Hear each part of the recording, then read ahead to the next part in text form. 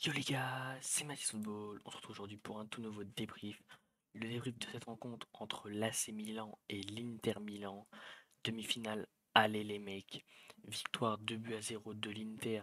Donc à l'extérieur, même si on sait que les deux équipes jouent à San Siro, il y a quand même un extérieur domicile. C'est l'AC Milan qui recevait, ils sont inclinés 2-0 contre l'Inter. Un but d'Edin Dzeko à la 8e minute et un but d'Henrik Mkhitaryan à la 11e minute. Donc voilà, 13 tirs à 6, 2 cadrés à 5. Un Inter Milan franchement flamboyant dans cette première période. Vraiment très très bon dans la première période. L'Inter Milan qui a fait très très mal à l'AC Milan. Il y a eu quand même l'absence de Leao du côté de Milan qui a fait très très mal. Très très mal les mecs cette absence simplement parce qu'on sait que c'est un peu celui qui déclenche.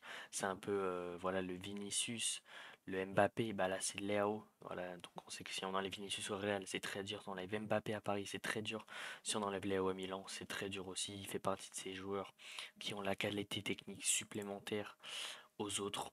Donc, mais en tout cas, très grand match de l'Inter. Franchement, l'Inter qui a une très bonne équipe. D'ailleurs, j'étais très très surpris de voir le banc qu'ils possédaient, vraiment avec déjà le 11 qu'ils ont pu aligner. Donc, franchement, impressionnant. Donc Mike Maignan qui s'incline deux fois d'affilée, il peut rien faire du tout. Voilà, sur les deux frappes, il est complètement battu. Théo Hernandez, pas très en jeu ce soir, qui a été très peu offensif. Un jeu très défensif ce soir, un peu à l'image de l'AC Milan en fait. Calabria, Kier, Tomori, ça a tenu, mais en première période, ils se sont complètement fait manger. Krunic, pas au niveau. Tonali, le seul au niveau dans ce milieu de terrain. Brahim Diaz qui a essayé d'apporter quelques petites choses avec Salmaker, mais ça a été très très compliqué les mecs. Voilà, très souvent repris par un deuxième joueur de l'Inter. Benacer qui est sorti blessé. Voilà, qui a fait rentrer Junior Messias, qui a eu quelques occasions, mais bon, qui n'a pas été non plus super bon. Il s'est plus illustré vers la fin du match. Et Olivier Giroud, qui a fait du Olivier Giroud, qui a réussi à garder des ballons. C'est plus ou moins tout parce qu'en termes de frappe, quoi que ce soit, il n'a pas eu grand chose à se mettre sous la dent, donc il a réussi à conserver quelques ballons, mais c'est tout. Avec voilà quelques entrées, donc Divock Origi qui a fait quand même du bien sur le côté gauche à la place de Selmaker avec le profil un peu à la Raphaël Léo, donc qui a fait quand même pas mal de bien.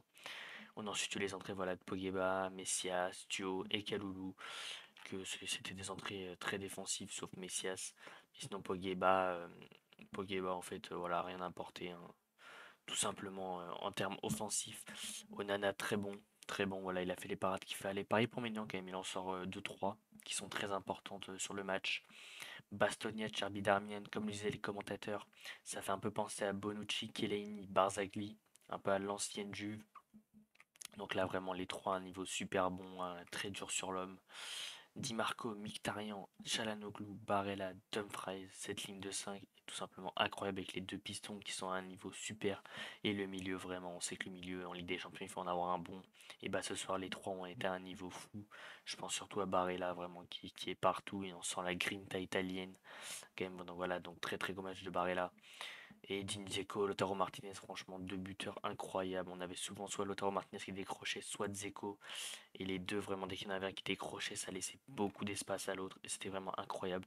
Et la ressource du banc, quand même, de l'Inter, mais quand on peut le voir, Romelu Lukaku, Brozovic, Correa, De Vrij, Gagliardini. C'est quand même pour vous montrer voilà, le banc qu'il possède. Il y a encore des Ambrosio, il y a encore Gossens. C'est juste incroyable, franchement, la richesse de banc qu'il possède. Mais voilà en tout cas les mecs pour ce match, victoire de l'Inter, 2 buts à 0 à l'extérieur. Heureusement qu'il n'y a plus le but à l'extérieur. Et même si je pense que sur ce match, le 2-0 est mérité du côté de l'Inter bien évidemment. Mais on va dire que ça va parce qu'on sait que l'AC Milan aurait pu en prendre 3 ou 4 au vu du match. Donc au final il n'y aura que 2 buts à remonter. On espère pour l'AC Milan en tout cas les mecs qu'il y aura Léo pour inverser la tendance, sinon ça va être très très compliqué. Donc en tout cas les mecs, si ce débrief vous a plu, je vous invite à liker, ça fait extrêmement plaisir, ça m'aide énormément, ça soutient et c'est gratuit, c'est juste un clic. À vous abonner en activant la cloche des notifications pour être au courant de tous les débriefs qui sortent. 2. À commenter aussi les gars en me donnant vos tops et vos flops de ce match comme d'habitude, les tops et les flops du côté de l'AC Milan et les tops et les flops du côté de l'Inter Milan. En tout cas, si ça vous a plu, ciao l'équipe.